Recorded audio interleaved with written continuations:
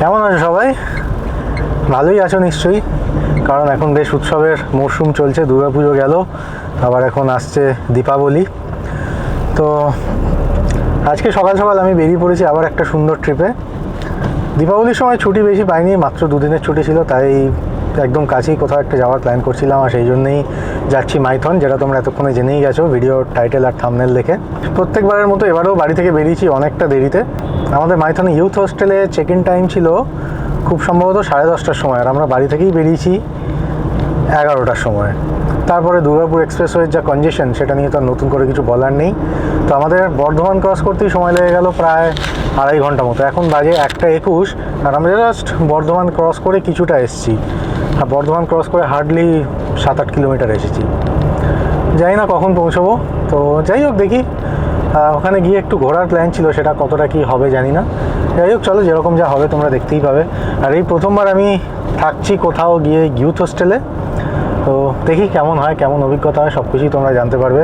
আমি প্রথমে ট্রাই করেছিলাম ওয়েস্ট বেঙ্গল ট্যুরিজম ডেভেলপমেন্ট কর্পোরেশনের যে অ্যাকোমোডেশন রয়েছে, যে প্রপার্টিটা রয়েছে, নামটা আমার মনে পড়ছে না এই মুহূর্তে, সেটা বুক করার ট্রাই করেছিলাম, কিন্তু সেটা ছিল এক্সেসিভলি এক্সপেন্সিভ।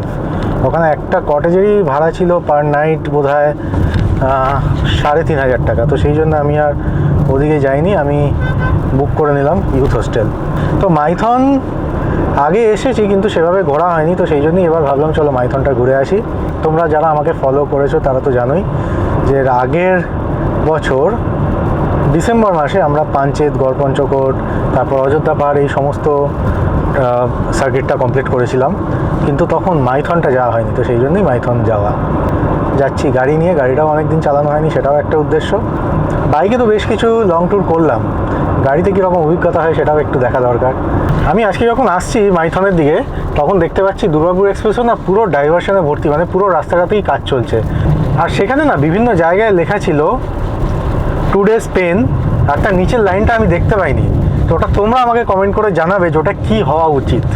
আমরা বেসিক্যালি মাইথন এসে পৌঁছেছিলাম কালকে, আর আমরা এসেছিলাম এই মাইথনের ইউথ হোস্টেলে, যেটা তোমরা দেখতে পাচ্ছ।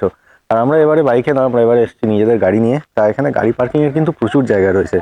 আজকে এখানে টুরিস্ট বেশি নেই, শুধু আমাদের গাড়ি আরেকটা গাড়ি রয়েছে এখানে। আর দেখো, মানে প্রচুর জায়গা রয়েছে। আর এখানে ডাবল বেড এসি রুম, মানে স্ট্যান্ডার্ড এসি রুম, এর ভাড়া কিন্তু খুবই কম, 1124 অর সামথিং, ওই 1100 থেকে 1200-র মধ্যে, আমার এক্স্যাক্ট অ্যামাউন্টটা মনে নেই। আরেকটা ইম্পর্টেন্ট জিনিস বলে দিচ্ছি, যেটা কিন্তু কোনো ইউটিউবার আজ অব্দি বলেনি। মানে তুমি ধরো 10 তারিখ চেক ইন করবে এবং 11 তারিখ চেক আউট করবে, তো সেক্ষেত্রে কিন্তু তোমাকে ডেটটা ওইভাবেই সিলেক্ট করতে হবে। মানে 10 তারিখ চেক ইন সকাল 10টায় এবং পরের দিন চেক আউট, মানে 11 তারিখ চেক আউট সকাল 9টায়, এরকম কিছু একটা। আমি জাস্ট এক্সাম্পল দিচ্ছি। কিন্তু এখানে তুমি যদি একদিনের জন্য রুম বুক করতে চাও, তাহলে কিন্তু 10 তারিখ চেক ইন এবং 10 তারিখই চেক আউট করতে হবে। তা আমি করেছি ঠিক এই ভুলটাই, মানে 10 তারিখ চেক ইন এবং 11 তারিখ চেক আউট করেছি। তো সেই জন্য সিস্টেম অনুযায়ী ওনারা কিন্তু 2 দিনের ভাড়া নিয়ে নিয়েছেন আমার থেকে, মানে বেসিক্যালি আমি ডাবল ভাড়া দিয়েছি। তো এটা একটা গন্ডগোল হয়ে গেছে, এটা আজ অব্দি আমি কোনো ভিডিওতে দেখিনি, তাই আমি বলে দিলাম তোমাদের। যদি তোমরা যে কোনো ইউথ হোস্টেল ওয়েস্ট বেঙ্গলে বুক করো, তাহলে কিন্তু এই জিনিসটা অবশ্যই মাথায় রাখবে। তো এখন সকালবেলা ঘুম থেকে উঠে একটু হাঁটতে বেরিয়েছি আশেপাশে, পরিবেশটা বেশ ভালোই লাগছে। আর এখন যাচ্ছি এখানে ওয়েস্ট বেঙ্গল ট্যুরিজম ডেভেলপমেন্ট কর্পোরেশনের যে মুক্তধারা ট্যুরিস্ট লজ যেটা রয়েছে, সেখানেই যাচ্ছি। একটু দেখে আসি প্রপার্টিটা কীরকম। আর এটা প্রচণ্ড এক্সপেন্সিভ, তাই ওটা আমি আর বুক করতে পারিনি এই বছর, মানে এই ট্রিপে। আর মাইথনে শুধু মাইথন ঘোরার মতো সেরকম কিছু আছে বলে আমার মনে হয় না, মাইথনের ড্যামটা ছাড়া। আর ড্যামের মধ্যেও অনেক রকম রেস্ট্রিকশান আছে, তো সেই জন্য সেই টুরিস্টিক সেই ফিলটা কিন্তু পাওয়া যায় না। আর এখানে মাইথনে যারা আসবে, তারা মাইথনে একদিন বা একটা বেলা কাটিয়ে ওই পাঞ্চেত, গড়পঞ্চকোট, বরন্তি, ওই সব দিকগুলো ঘুরে আসতে পারো। আর না হলে মাইথনে একটা দিন জাস্ট স্টে করে পরের দিন তোপচাঁচি বা পার্শনাথ, ওই সব দিকগুলো, মানে ঝাড়খণ্ডের দিকটা বা গিরিডি, মধুপুর, এই সমস্ত জায়গাগুলো ঘুরে আসতে পারো। শুধু মাইথনে ঘোরার মতো সেরকম কিছু আছে বলে আমার মনে হয় না। আর হ্যাঁ, এখানে এলে অবশ্যই একটা জিনিস করবে, সেটা হচ্ছে মা কল্যাণেশ্বরী মন্দিরে একটু পুজো দিয়ে দেবে। কল্যাণেশ্বরী মন্দির রয়েছে এবং আরেকটি শিব মন্দির রয়েছে, খুব সম্ভবত অমরনাথ শিব মন্দির। মন্দিরটা খুব সুন্দর, পাহাড়ের ওপরে। ওই মন্দিরটা আমি আগে গেছি, কিন্তু এবারে আর যাইনি, তাই আর ছবি বা ভিডিও কিছুই তোলাও হয়নি। কিন্তু মন্দিরটা বেশ ভালো লাগবে, এটুকু বলতে পারি। সাত সকালে এখন বেরিয়েছি অ্যাডভেঞ্চার করতে। এখন এইটা যেটা দেখতে পাচ্ছ, এটাই হচ্ছে ওয়েস্ট বেঙ্গল ট্যুরিজম ডেভেলপমেন্ট কর্পোরেশনের প্রপার্টিটা। আর এগুলো হচ্ছে ওদের কটেজ রুমগুলো, খুবই ভালো। তো বোর্ডার আছে বলে ওদিক দিয়ে আর ঢুকলাম না, তো এই দিক দিয়ে যাচ্ছি, জাস্ট ওই নিচে ঘাটের কাছে একটু যাব, গিয়ে আবার চলে আসবো। এখান থেকে ড্যামের একটা ভিউ পাওয়া যাচ্ছে, আর আমি জানি না তোমরা দেখতে পাচ্ছ নাকি, এখানে নৌকোগুলো বাঁধা আছে, মানে এখান থেকেও বোটিং করা হয়। আর নিচে আর যাচ্ছি না, মানে এখানে রাস্তাটা খুব একটা ভালো নেই, সেই জন্যই আর নিচে যাচ্ছি না। আর এটা মনে হচ্ছে ওই ট্যুরিজম ডেভেলপমেন্ট কর্পোরেশনেরই প্রপার্টি, মানে পুরোটা বাউন্ডারি করা রয়েছে। এই যে কটেজগুলো আছে দেখতে পাচ্ছ, কটেজগুলো থেকে কি সুন্দর ভিউ, কিন্তু এই কটেজগুলোর কস্ট ভালোই আছে, এগুলো খুব সম্ভবত 3,500 পার নাইট এরকম কিছু ব্যাপার আছে। এই দেখো, এই হচ্ছে ড্যামের ভিউ এখানে। এই দেখো নিচে নৌকোগুলো দাঁড়িয়ে আছে, এগুলোই কিন্তু তোমাদের নিয়ে যাবে ড্যামে বোটিং করানোর জন্য। ওয়েদারটা পুরো ক্লিয়ার নেই, সেই জন্য একটু অসুবিধা হচ্ছে। ট্যুরিজমের প্রপার্টিটা দেখে চলে এলাম, আর জায়গাটা বেশ ভালো, বেশ ভালো, মানে একদম ড্যামের ধারে, লোকেশনটা খুব ভালো। কিন্তু একটাই সমস্যা, মানে এখানে এসে ঢুকে গেলে আর মানে বেরিয়ে বেশ কিছুটা হেঁটে যেতে হবে, অন্তত 400 মিটার মতো হেঁটে গেলে তবে তোমরা মেন রাস্তাটায় উঠতে পারবে। যারা গাড়ি বা বাইক নিয়ে আসবে তাদের জন্য কোনো সমস্যা নয়, কিন্তু ড্যামে আবার গাড়ি রেখে যেতে দেয় না। ওখানে সিআইএসএফ জওয়ান যারা আছে ওরা কিন্তু ড্যামে গাড়ি রাখতেই দেবে না, এবং ছবি বা ভিডিও তুলতে গেলেও কিন্তু অনেক সময় মানে বারণ করে আর কি। ওখানে এমনি লেখাও রয়েছে ফটোগ্রাফি প্রহিবিটেড। আর এখানে রুমগুলো কিন্তু বেশ ভালো লাগলো, কটেজগুলো যথেষ্ট ভালো, শুধু একটাই সমস্যা, একটু এক্সপেন্সিভ। এছাড়া কিন্তু আর বাকি কোনো প্রবলেম নেই। আর বুক তো হয় তোমরা জানোই কোথা থেকে, ওয়েস্ট বেঙ্গল ট্যুরিজম ডেভেলপমেন্ট কর্পোরেশনের ওয়েবসাইট থেকেই বুক হয়। জাস্ট বুক করো এবং চলে এসো। তবে হ্যাঁ, একটা জিনিস বলতে পারি, এখানে কিন্তু জাস্ট একটা দিন কাটানোর জন্য ভালোই, খারাপ না। এখন হেঁটে হেঁটে চলে এলাম মাইথনে, এখানে যে বোটিং পয়েন্ট আছে সেখানে। এখান থেকে যে সবুজ দ্বীপ বলে একটা দ্বীপ আছে সামনে, ওই সবুজ দ্বীপেও যাওয়া যায়। ওখানে বেসিক্যালি কিছু নেই, জাস্ট ওই ড্যামের মাঝখানে একটা দ্বীপ মতো তৈরি হয়েছে, সেটাই, এছাড়া আর কিছু নেই। একটু হেঁটে হেঁটে ঘুরে বেড়াচ্ছি, তাই চলে এলাম, আর কিছু না। এই দূরে এটা যেটা দেখতে পাচ্ছ না, এটাই হচ্ছে সেই বিখ্যাত মজুমদার নিবাস। কিন্তু ওখানে বুকিং ছাড়া কিন্তু তোমরা ঢুকতে পারবে না, মানে ঢুকতে পারবে, তার অন্যান্য রাস্তা আছে, সেগুলো তোমাদের এসে খুঁজে বার করতে হবে। এই দেখো, এই হচ্ছে মজুমদার নিবাস, এর একটা ক্লোজার লুক দেওয়ার চেষ্টা করলাম তোমাদের।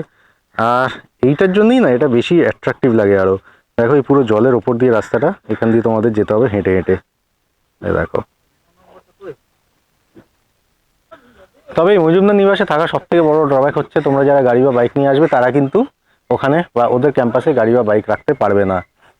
তার কারণটা হচ্ছে, এখানে একটা সিঁড়ি দিয়ে নেমে তারপর এই যে রাস্তাটা আছে এটা ধরতে হয়। তো সেখানে গাড়ি তো ছেড়ে দাও, বাইকও ঢুকবে না। যদি কেউ সাইকেল নিয়ে আসো, সাইকেল নিয়ে ঢুকে যেতে পারবে। ওটার বুকিং হয় ডিভিসি অফিস থেকে, ডিভিসি অফিসে গিয়ে বা সেখানে মেল করে তোমরা বুকিং করতে পারো। কলকাতায় উল্টোডাঙ্গার কাছে যে ডিভিসি অফিস রয়েছে সেখান থেকেই এর সমস্ত বুকিং টুকিং হয়। তো আমাদের মাইথন ভ্রমণ মোটামুটি কমপ্লিট। আর এটা আমরা জাস্ট একদিনের একটা ট্যুরে এসেছিলাম, সেই জন্য মাইথন ছাড়া অন্য কোথাও যাইনি। আর কালকে যখন কল্যাণেশ্বরী মন্দিরে গেছিলাম তখন সেখানে ক্যামেরা নিয়ে যাইনি। আর মন্দির কালকে না বেশ ফাঁকা ছিল, মানে এত ফাঁকা পাওয়া যায় না। আমরা একদম মন্দিরে ঠাকুরের সামনে বসে পুজো দিয়েছি, খুব ভালো লেগেছে। তো তার কিছু ছবি তুলেছিলাম মোবাইলে, মানে জাস্ট মন্দিরটার কিছু ছবি মোবাইলে তুলেছিলাম, তার মধ্যে দু একটা দিচ্ছে স্ক্রিনের ওপর, তোমরা দেখে নিতে পারো।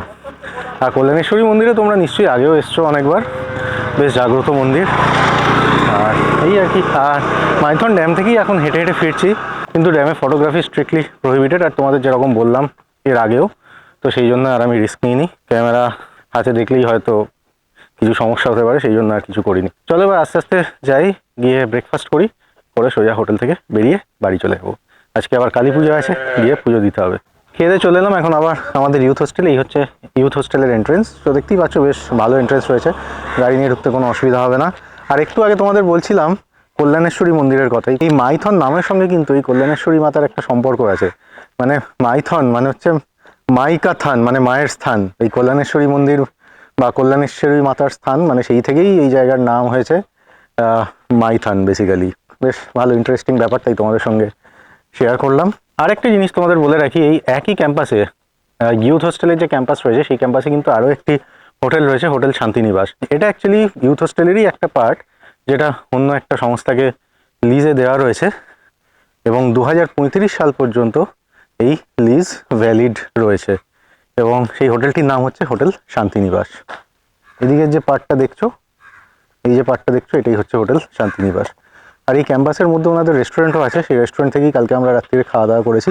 খাবার কোয়ালিটি খারাপ না, যথেষ্টই ভালো, কিন্তু দামটা অত্যধিক বেশি, এটাই যা প্রবলেম। আর কালকে রাত্রিরে আমরা কি খেয়েছি সেটা দেখতে পাচ্ছ স্ক্রিনে, ফ্রাইড রাইস এবং চিলি চিকেন।